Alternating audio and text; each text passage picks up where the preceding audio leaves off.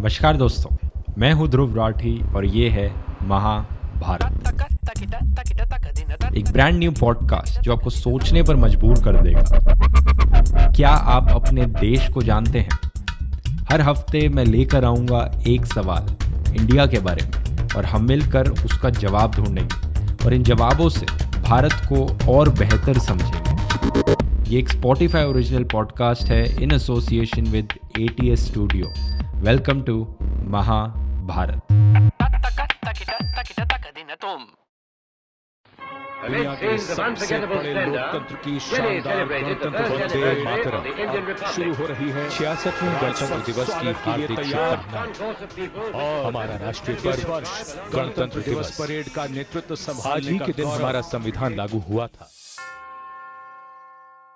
26 जनवरी मुझे याद है, one of the earliest memories मेरी रिपब्लिक डे की है कि मेरे पेरेंट्स मुझे बिस्तर से उठाने लग रहे हैं सुबह टीवी पर रिपब्लिक डे परेड देखने के लिए। और परेड में कैसे वो हर स्टेट की अपनी जो बड़ी बड़ी गाड़ियाँ होती हैं, इंग्लिश में इन्हें कंटिजेंट्स कहते हैं, राजपथ से चल के जा रही हैं और हर स्टेट की गाड़ी ट्राई कर रही है कि कैसे वो अपनी यूनिकनेस दिखा सके कॉस्ट्यूम्स के साथ, परफॉर्मेंसेस के साथ और स्टंट्स के साथ। और हवा में वो एयर शोज़ होने लग रहे हैं जहाँ पे पीछे से कॉमेंट्री आ रही है कि ये कौन से टाइप का एयरप्लेन उड़ के जा रहा है और कौन एयरप्लेन का पायलट है उड़ाने वाला। साथ उड़ान भरते हुए helicopters wing commander Nikhil Mehrotra के नेतृत्व में। मुझे याद है काफ़ी लंबे समय तक हर परेड हर साल मुझे बड़ी एक्साइटिंग लगती थी, लेकिन ऑनेस्टली बताऊं बड़े होने के बाद मैं इतना क्लोजली फॉलो नहीं कर रहा हूँ परेड्स को। एनीवेज, मैं रिपब्लिक डे परेड की बात इसलिए कर रहा हूँ क्योंकि एक सवाल मैं आपसे पूछना चाहता हूँ, एक ऐसा सवाल जिसका आंसर शुरू में आपको बड़ा ऑब्वियस लगेगा लेकिन इतना ऑब्वियस नहीं है इसका आंसर। सवाल ये है कि क्या आपको पता है कि एग्जैक्टली 26 जनवरी को ही क्यों हम रिपब्लिक डे सेलिब्रेट करते हैं हर साल? मतलब आप बोलोगे क्योंकि इंडिया का कॉन्स्टिट्यूशन 26 जनवरी 1950 को बना था इसलिए हम इस दिन को रिपब्लिक डे की तरह सेलिब्रेट करते हैं। इंडिया ने दुनिया को डिक्लेयर किया कि इंडिया एक इंडिपेंडेंट रिपब्लिक बन गया। लेकिन ज़रा सोच कर देखिए, रिपब्लिक क्या होता है? इंडिया रिपब्लिक ही क्यों बना? सिर्फ एक कॉन्स्टिट्यूशन को अडॉप्ट कर लेना इतनी खास बात क्यों है? सिंपल शब्दों में कहो तो मैं आपसे पूछ रहा हूं कि क्या महत्व है रिपब्लिक बनने का? Long years ago, we made a tryst with destiny, and now the time comes when we shall redeem our pledge, not wholly or in full measure, but very substantially. ये पंडित जवाहरलाल नेहरू की बड़ी फेमस स्पीच थी, अ tourist with destiny, जो उन्होंने 14 अगस्त 1947 की रात को दी थी।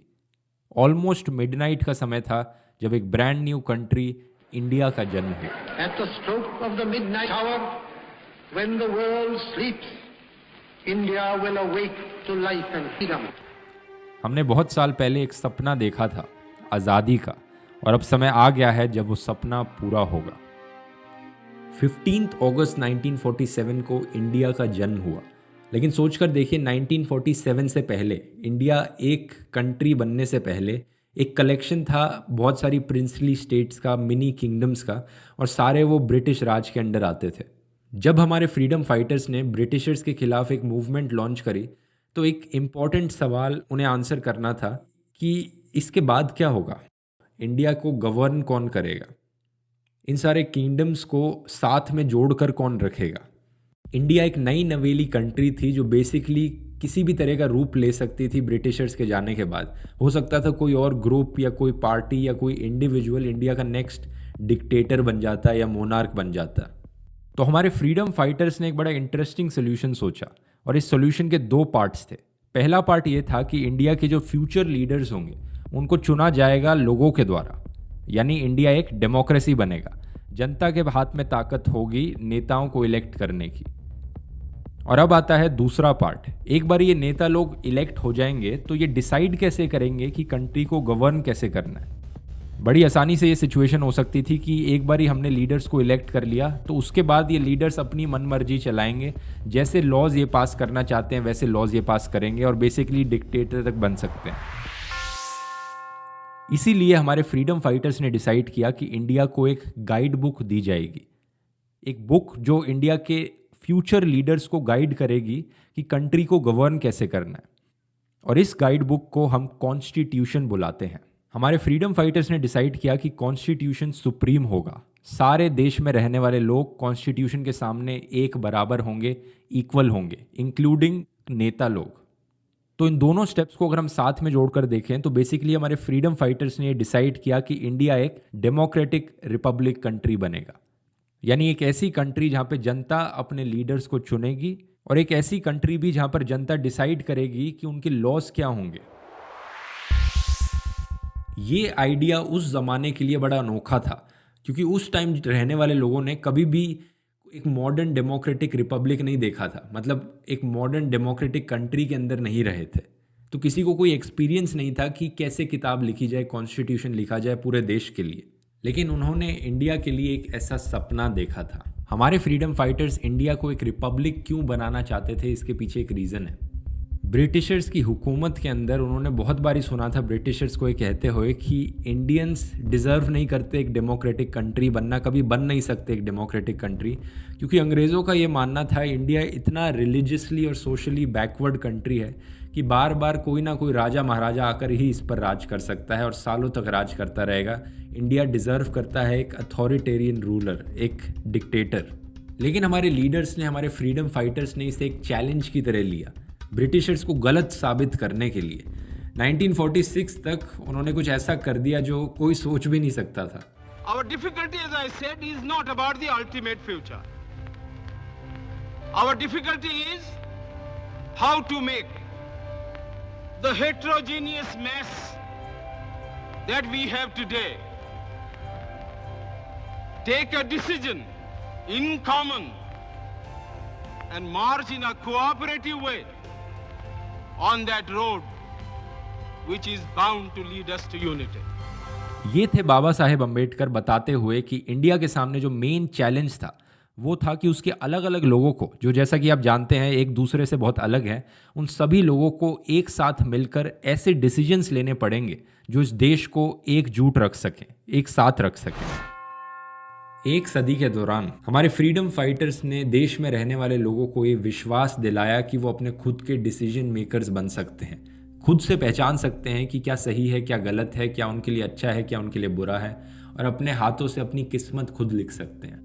ये एक बहुत बड़ी अचीवमेंट थी, क्योंकि इंडियन सोसाइटी बहुत ही कॉम्प्लेक्स और डाइवर्स है। आज तो है ही, लेकिन उस ज़माने में और भी ज़्यादा होती थी। और एक्चुअली में जैसे ब्रिटिशर्स ने कहा था कि इंडिया एक सोशली बैकवर्ड कंट्री है, वो चीज़ कहीं ना कहीं सच भी थी। इंडिया में बहुत ज़्यादा पॉवर्टी थी, इनइक्वालिटी थी और रिलीजियस बैकवर्डनेस भी थी। और इतना ही नहीं, राजा महाराजाज, मोनार्क्स और ब्रिटिशर्स सब मौजूद थे उस टाइम पर जब ये डिसाइड किया गया कि इंडिया एक रिपब्लिक बनेगा। इनफैक्ट ये गांधी जी थे जिन्होंने 1922 में कहा था कि इंडियंस को अपनी डेस्टिनी खुद बनानी पड़ेगी, अपनी किस्मत खुद लिखनी पड़ेगी। उन्होंने कहा था कि स्वराज यानी सेल्फ गवर्नमेंट ब्रिटिश पार्लियामेंट की तरफ से देन नहीं हो सकती, एक गिफ्ट नहीं हो सकता जो ब्रिटिश पार्लियामेंट इंडिया को दे रहा है। ये तभी अचीव किया जा सकता है जब इंडियंस खुद ये डिसाइड करेंगे हमें करना है। गांधी जी ने कहा था कि बेस्ट तरीका जनता की इच्छाओं को समझने का है कि अगर हम उन्हें अपने लीडर्स खुद इलेक्ट करने दें। क्या कहेंगे कि अगर कोई मुल्क को आज़ाद होना चाहिए वो तो हिंदुस्तान इस आज़ादी के लिए मुल्क है।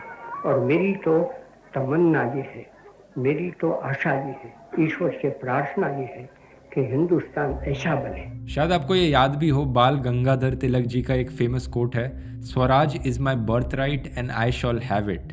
स्वराज मेरा जन्म सिद्ध अधिकार है। लेकिन एक सवाल शायद आपके मन में यहाँ पर आएगा कि हमारे फ्रीडम फाइटर्स ने ये कैसे डिसाइड किया कि हम ये गाइड बुक इतनी बड़ी कंट्री के लिए लिखें, कि मतलब क्या प्रोसीजर है ये कॉन्स्टिट्यूशन लिखने का। Mr. President, sir, I beg to move this Constituent Assembly declares its firm and solemn resolve to proclaim India as an independent sovereign republic. ये थे पंडित जवाहरलाल नेहरू जी एक ग्रुप को स्पीच देते हुए, जिसका नाम है कॉन्स्टिट्यूएंट असेंबली, दिसंबर 1946 में। 1946 तक इंडिया इंडिपेंडेंट होने के बड़े करीब पहुंच चुका था। हमारे फ्रीडम फाइटर्स ने डिसाइड किया कि इंडिया के कॉन्स्टिट्यूशन को बनाने के लिए लोगों के एक ऐसे ग्रुप को इकट्ठा किया जाएगा जिसका नाम होगा कॉन्स्टिट्यूएंट असेंबली, और इस कॉन्स्टिट्यूएंट असेंबली का मेन काम होगा इंडिया का constitution banana.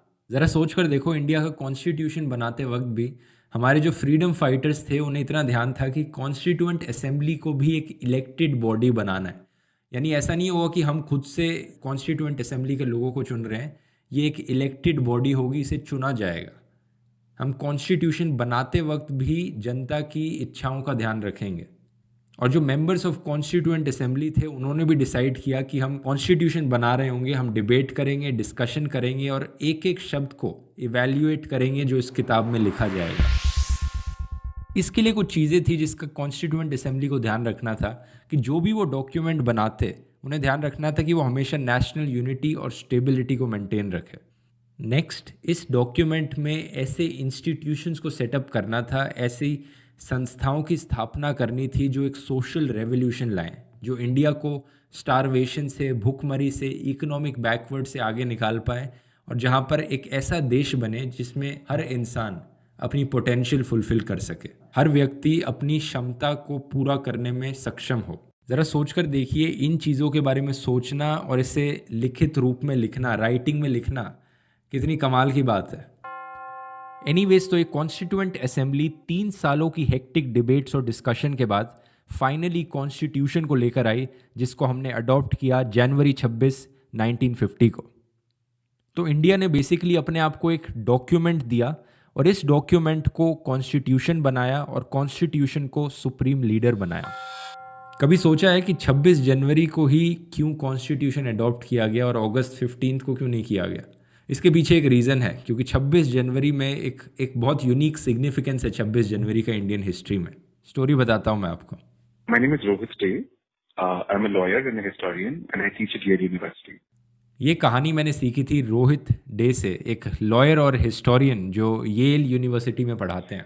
Since 1929, 26 January was an important date for many Indians because that was the date on which the Indian National Congress had issued a declaration for Purna Swaraj, Sampurna Azadi, no dominion status, but complete self-rule. तो by the end of 1920s India के freedom fighters ने decide कर लिया था कि India सिर्फ और सिर्फ पूर्ण स्वराज चाहता है, कंप्लीट इंडिपेंडेंस, उससे नीचे कुछ नहीं। This demand had been made for almost 10 years, originally by Maulana Harshat Mohani and then raised by Subhash Chandra Bose and Nehru multiple times in the 20s.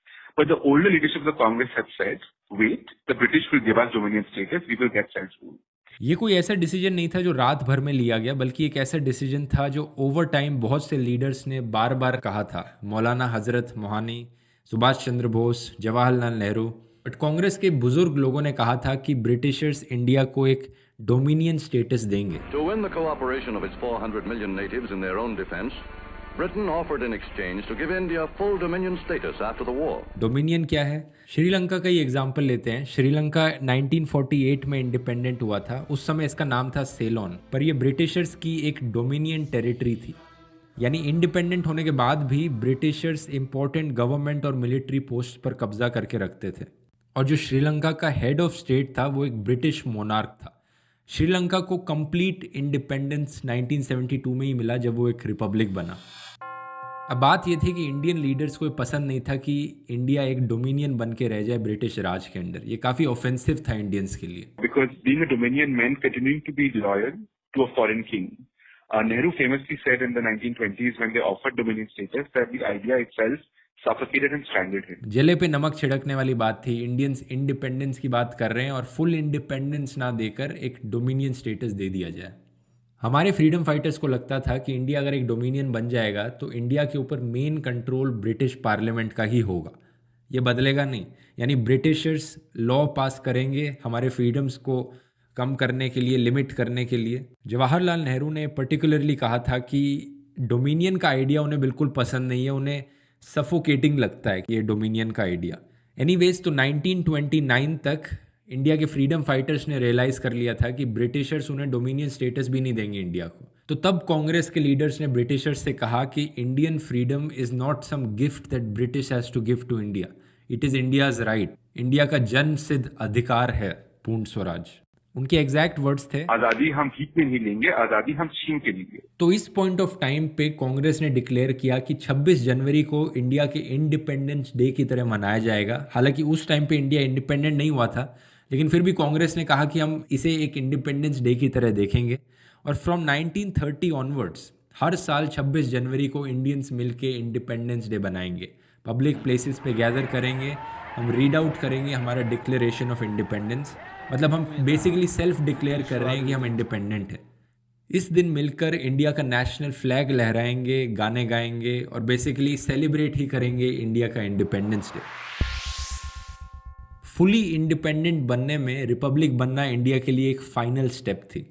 इसी रीज़न से इंडिया के freedom fighters ने decide किया कि constitution को adopt किया जाएगा 26 जनवरी के दिन, यानी उस दिन जब हमने पहली बार सपना देखा इंडिपेंडेंट होने का, पहली बार मांग उठाई थी इंडिपेंडेंट होने की और सेल्फ डिक्लेयर किया था वो 1930 में। और ये किसी चमत्कार से कम नहीं है कि हम 1950 में रिपब्लिक बन गए और आज के दिन तक हम एक रिपब्लिक हैं, क्योंकि अब दुनिया की हिस्ट्री देखेंगे ऐसी कितनी कंट्रीज़ हैं जिन्होंने कोशिश करी रिपब्लिक बनने की, डेमोक्रेटिक बनने की, लेकिन कुछ सालों तक वो डेमोक्रेटिक रही और उसके बाद कोई ना कोई डिक्टेटर आकर उन पर रूल करने लग गया। इतिहास में इतना बड़ा एक्सपेरिमेंट नहीं देखा गया था कि इतनी बड़ी कंट्री, इतनी डाइवर्स और कॉम्प्लेक्स कंट्री में डेमोक्रेसी लागू करी जाएगी।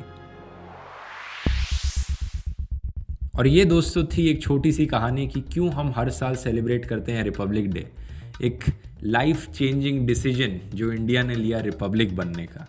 जितनी राइट्स और ड्यूटीज़ हम एंजॉय करते हैं एज इंडियन सिटीजन्स, सब इस एक दिन की वजह से है। उम्मीद है ये एपिसोड आपको पसंद आया होगा। अगले हफ्ते हम फिर मिलेंगे एक नए एपिसोड के साथ महाभारत के। I'm Dhruv Rathi and you've been listening to Mahabharat, a Spotify original podcast created in association with ATS Studio. This podcast was produced and written by Archana Nathan and Gaurav Vaz with research help from Siddhin Vadukul. The title track was composed by Abhijit Nath, who is also our audio producer. All clips and voices used in this podcast are owned by original creators and we have provided links to the sources in our show notes. ATS Studio is a division of All Things Small, the True Stories focused media company run by Siddhin Vadukul, Supriya Nair, Devya Bopanna, Sunil Doshi and Gaurav Vaz.